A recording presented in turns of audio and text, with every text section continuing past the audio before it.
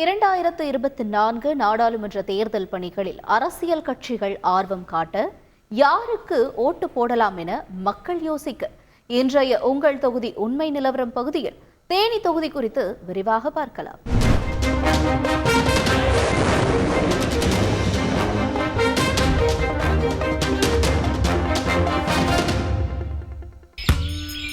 தேனி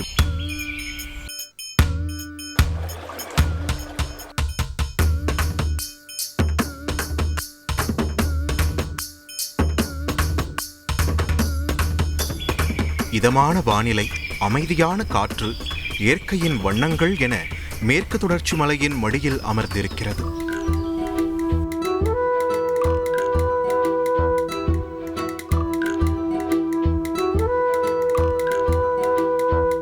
வைகை, முல்லை பெரியாறு, கும்பக்கரை, சோத்துப்பாறையின் கொடையால் எங்கு திரும்பினாலும் விவசாயமே செழிக்கும் பூமி.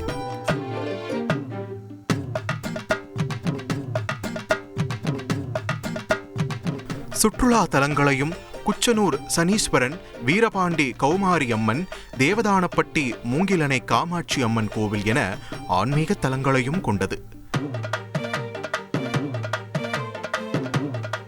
நெல், வாழை, கரும்பு, மா, திராட்சை, காய்கறிகள் விளையும் பகுதி, கம்பத்தின் திராட்சை விவசாயம், போடியின் ஏலக்காய் வர்த்தகம், வடுகப்பட்டி பூண்டு சந்தை என தனி முத்திரை பதிக்கும் தொகுதி.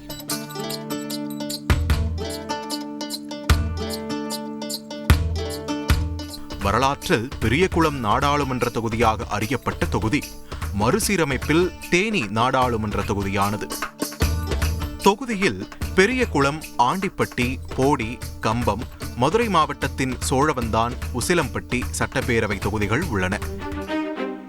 7,92,195 ஆண் வாக்காளர்கள், 8,20,091 பெண் வாக்காளர்கள், 217 மூன்றாம் பாலின வாக்காளர்கள் என மொத்தம் 16,12,503 வாக்காளர்கள் உள்ளனர். எம்ஜிஆர், ஜெயலலிதா போட்டியிட்டு வென்ற சட்டப்பேரவை தொகுதிகளை கொண்டது தேனி. நாடாளுமன்ற தேர்தல் வரலாற்றில் அதிக முறை அதிமுக கொடியே பறந்திருக்கிறது. 1952 தேர்தலில் காங்கிரஸைச் சேர்ந்த சக்தி வடிவேல் கவுண்டர், 1957 தேர்தலில் காங்கிரசின் நாராயணசாமி, 1962 தேர்தலில் காங்கிரசின் மலைச்சாமி தேவர், 1967 தேர்தலில் சுதந்திரா கட்சியைச் சேர்ந்த அஜ்மல் கான் வென்று எம்பி ஆயினர். 1971 தேர்தலில் இந்திய யூனியன் முஸ்லிம் லீக் கட்சியைச் சேர்ந்த முகமது ஷெரீப், 1977 தேர்தலில் அதிமுகவின் ராமசாமி வென்றனர். 1980 தேர்தலில் திமுக வேட்பாளர் கம்பம் நடராஜன் வெற்றியை தன்வசமாக்கினார். 1982 இடைத்தேர்தலில் அதிமுக வேட்பாளர் ஜக்கையன், 1984 தேர்தலில் அதிமுகவின் செல்வேந்திரன், 1989 தேர்தலில் அதிமுகவின் சேடப்பட்டி முத்தையா, 1991 தேர்தலில் அதிமுகவின் ராமசாமி வென்று எம்பி ஆகினர். 1996 தேர்தலில் திமுகவின் ஞானகுருசாமி வென்ற நிலையில் 1998 தேர்தலில் மீண்டும் தொகுதி அதிமுக வசமானது. சேடப்பட்டி முத்தையா வென்று எம்பி ஆனார். 1999 தேர்தலில் அதிமுக சார்பில் டிடிவி தினகரன் களமிறங்கி வெற்றியை வசமாக்கினார். 2004-2009 தேர்தலில் காங்கிரஸைச் சேர்ந்த ஜேஎம் ஆருண் வென்ற சூழலில் 2014 தேர்தலில் அதிமுகவின் பார்த்திபன் வென்றார். 2019 தேர்தலில் முன்னாள் முதல்வர் ஓ பன்னீர்செல்வத்தின் மகன் ரவீந்திரநாத் வென்று எம்பி ஆனார். தேர்தலில் 5,04,813 வாக்குகளை பெற்றார் ரவீந்திரநாத். அவரை எதிர்த்து காங்கிரஸ் சார்பில் போட்டியிட்ட EVKS இளங்கோவன் 4,28,120 வாக்குகளை பெற்றிருந்தார். அமமுக சார்பில் போட்டியிட்ட தங்கத்தமிழ்ச்செல்வன் 1,44,050 வாக்குகளையும், நாம் தமிழர் வேட்பாளர் ஷாகுல் ஹமீத் 27,864 வாக்குகளையும் பெற்றிருந்தனர். 76,693 வாக்குகள் வித்தியாசத்தில் வெற்றியை வசமாக்கியிருந்தார் ரவீந்திரநாத். 2019 தேர்தல் பிரச்சாரத்தின் போது தேனி மாவட்டத்திற்கு ரயில் இயக்க நடவடிக்கை, விவசாய பொருட்களுக்கு குளிர்பதன கிடங்குகள், மாம்பழக்கூழ் தயாரிக்கும் தொழிற்சாலை, 58ஆம் கால்வாய் திட்டத்தில் அனைத்து கால்வாய்க்கும் தண்ணீர் கொண்டுவர நடவடிக்கை, முல்லை பெரியாறு அணையில் நீர்மட்டத்தை 152 அடியாக உயர்த்த நடவடிக்கை என செல்லும் இடமெல்லாம் அப்பகுதி மக்கள் வைத்த கோரிக்கையை ஏற்று வாக்குறுதிகளை அளித்திருந்தார் ரவீந்திரநாத். மதுரை தேனி மார்க்கத்தில் அகல ரயில் பாதை பணிகள் முடிந்து ரயில் இயக்கப்படுகிறது. தொகுதி விவகாரம் குறித்து நாடாளுமன்றத்தில் பேசியிருக்கும் ரவீந்திரநாத், முல்லை பெரியாறு அணை நீர்மட்டத்தை 152 அடியாக உயர்த்த கோரிக்கை விடுத்திருந்தார். இப்போது 2024 தேர்தலை ஒட்டி மக்கள் மனநிலை எப்படி இருக்கிறது என்பதை அறிய 6 சட்டசபை தொகுதிகளுக்கும் விசிட் அடித்தபோது விமர்சனங்களோடு கோரிக்கைகளையும் முன்வைத்தனர் தேனி வாக்காளர்கள். விசைத்தறி பூங்கா அம்மா காலத்தில் அறிவிக்கப்பட்டு திட்டம் இடம்லாம் எடுக்கப்பட்டு பாதி கட்டடத்தோடு நின்று இருக்குது. இந்த திட்டம் நிறைவேற்றப்பட்டால் ஏராளமான நெசவாளர்கள் பலனடைவாங்க. ராமேஸ்வரம் டு கொச்சின் தேசிய நெடுஞ்சாலையில் ஆண்டிப்பட்டி அமைஞ்சிருக்கிறதுனால நெரிசல் மிகுந்த இந்த சாலையில் தான் அனைத்து வாகனங்களும் போயிட்டு வர வேண்டிய துர்பாக்கியமான நிலைமை இருக்குது. ஏராளமான விபத்துகள் நடந்துட்டு இருக்கு. இதை மாற்றி அமைக்கிறதுக்கு பைபாஸ் திட்டம் ஏற்கனவே தேசிய ஆணையம் அறிவிச்சிருந்தாலுமே கூட தற்போது வரை நடைமுறைப்படுத்தப்படவே இல்லை.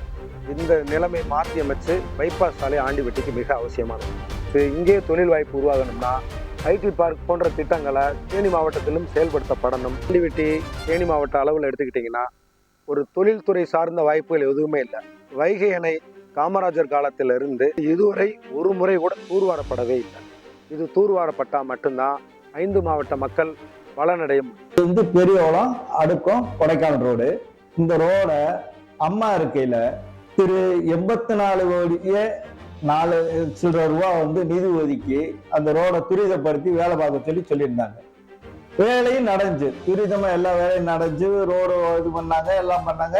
அதுக்கப்புறம் 2 மழை பெஞ்சு அப்புறம் மண் சரிவினாங்க, அப்படி இப்படின்னாங்க. அதுக்கப்புறம் வந்த எம்எல்ஏவும் சரி எம்பியும் சரி எல்லாமே அப்படி கிடப்புல போட்டாங்க.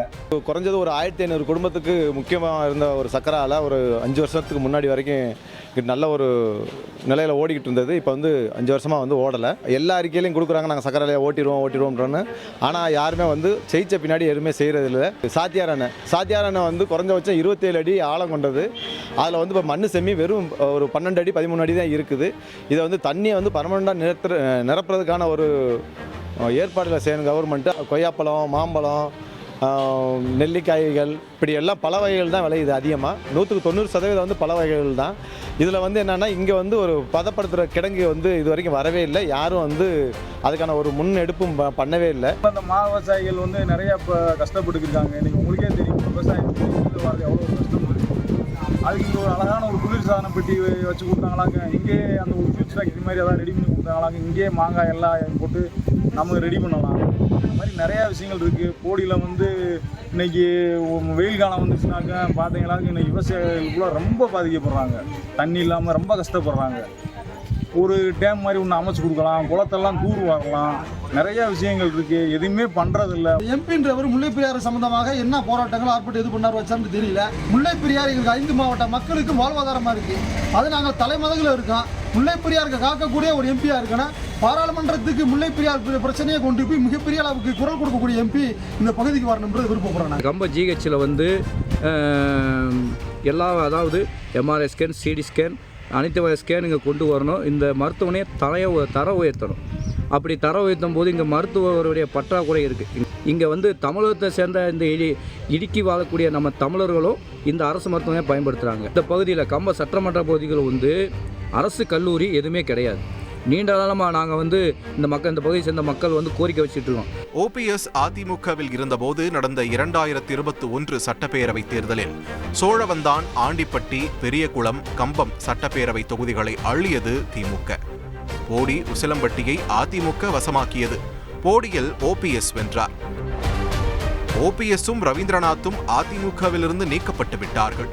தேர்தல் நெருங்கும் வேளையில் தொகுதி அரசியல் களம் எப்படி இருக்கிறது என்பதை நம்மோடு பகிர்ந்து கொண்டார் அரசியல் விமர்சகர் TSS மணி.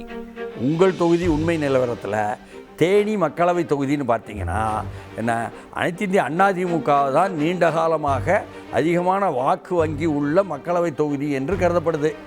ஏன்னு கேட்டால் அங்கே சட்டமன்றத்தில் என்ன ஜெயலலிதா நின்றுருக்காங்க, எம்ஜிஆர், இப்படி ஒவ்வொருத்தருக்கும் பயங்கரமாக ஆழமான செல்வாக்கு இருக்குங்க மக்கள் மத்தியில், எல்லா சமூக மக்கள் மத்தியிலையும். அங்கே உள்ள பெருமளக்கல் சமூகமானாலும் சரி, என்ன அதேமாதிரி பட்டியலிருந்த தேவேந்திர குலவேளாளர் சமூகமானாலும் சரி, அதற்கு அடுத்து வரக்கூடிய ஆதிரார் சமூகமானாலும் சரி, எல்லோர் மத்தியிலையும் அப்படின்னா எம்ஜிஆர் ஜெயலலிதா என்ற இது பதிவாக இருக்குது கிராமங்களில். அதனால் அதிமுகவுக்கு நீண்ட காலமாக இருக்குது. அதே நிலை இந்த அதிமுகவில் வந்திருக்கக்கூடிய வேறுபாடுகள் பிளவுக்கு பிறகு இருக்கா என்பது தான் கேள்விக்குறியுங்காங்க. ஆனாலும் கூட இப்பொழுது புதிய வாக்காளர்கள் பட்டியல் வந்திருக்காங்க, அவங்களுக்கு கலைஞரும் தெரியாது, எம்ஜிஆரும் தெரியாது என்ற ஒரு புதிய செய்தியும் சொல்கிறாங்க. அதனால் அவர்கள்தான் வெற்றி தோல்வியை தீர்மானிக்கும் அளவு இருக்காங்க அப்படின்னு சொல்லி போட்டு இந்த பெரியவளாண்டிப்பட்டி கம்பம்பட்டி என்பதாக போடி சோழவன் தான் என்பதாக இருக்கக்கூடிய அந்த வட்டாரத்தில் இருக்கக்கூடியதில் என்ன பட்டியல் இனத்தை பொறுத்தவரை தேவேந்திர மக்கள் அதிகமாக, அதற்கு அடுத்த ஆயுதராக இருந்தது எல்லாம் சேர்ந்ததுன்னா அது ஒரு தீர்மானிக்க லெவலில் வரும். மறவர் சமூகம் குறைவாக தான் இருப்பாங்க, முஸ்லீம்கள் 1.5 லட்சம் பேராவது இருப்பாங்க என்ற அளவுக்கும் அங்கே ஒன்று அகில இந்திய பார்வர்ட் பிளாக்கை நிப்பாட்டுறாங்களா, அதிமுக நிற்கிறாங்களா என்ற கேள்வி அவர்களுக்குள் இருந்தாலும், திமுகவா காங்கிரஸை எது நிற்குது என்ற கேள்வி இருந்தாலும், இப்பொழுது இருக்கக்கூடிய பொது போக்கில் பாஜக எதிர்ப்பு என்ற போக்கு அங்கும் கூட எடுபடுது. அது திமுக கைப்பற்ற போகுதா, அதிமுக கூட்டணி கைப்பற்ற போகுதா என்பதை சவாலாகவே கேட்காங்க. 2019 தேர்தலில் திமுக கூட்டணியில் காங்கிரஸ் கட்சி களமிறங்கிய தொகுதியில் இப்போது திமுக நேரடியாக போட்டியிடுவதாக தகவல் வெளியாகியிருக்கிறது. தொகுதியில் தங்கத் தமிழ்ச்செல்வனை திமுக களமிறக்கலாம் என்ற பேச்சு அடிபடுகிறது. அதிமுகவில் நாராயணசாமி ரேசில் முந்துவதாக தெரிகிறது. அதிமுகவில் இருந்து விலக்கப்பட்ட OPS டிடிவி தினகரன் தரப்பில் மீண்டும் ரவீந்திரநாத்தே களமிறங்கலாம் எனவும் டிடிவி தினகரன் களமிறங்கலாம் என்றும் கூறப்படுகிறது. நாம் தமிழர் சார்பில் அருணாதேவி களமிறக்கப்பட்டிருக்கிறார். சொந்த மண்ணில் OPSஐ ஓரங்கட்டி தேனியை மீண்டும் கோட்டையாக்க அதிமுகவும் அதிதீவிரம் காட்டுவதால் பலமுனை போட்டியை நோக்கி நகரும் தேனி களம் பரபரக்க தொடங்கியிருக்கிறது.